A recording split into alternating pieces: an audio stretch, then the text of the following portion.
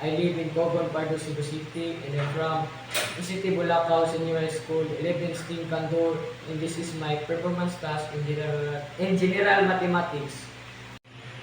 This is my given function of cubic function. Let's read first.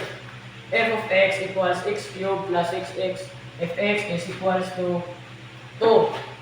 So the value of x is 2. So we need to substitute x into 2.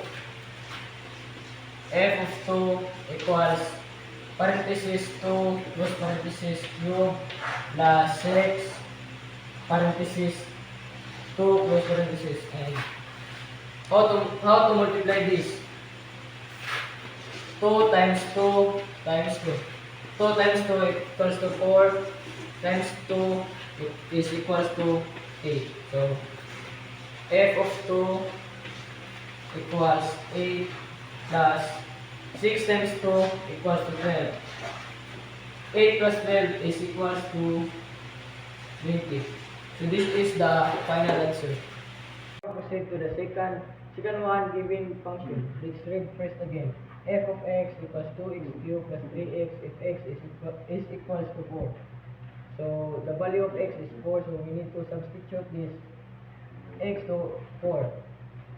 F of 4 equals 2 parenthesis 4 plus parenthesis cube plus 3 parenthesis 4 plus parenthesis.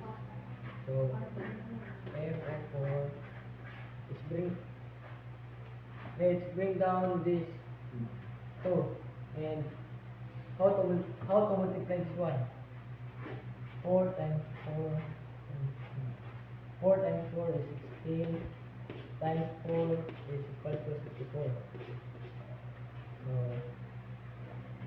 64 plus 3 times 4 equals 12.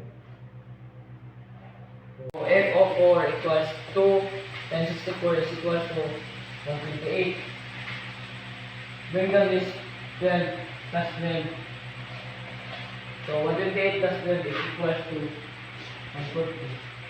So this is the final answer.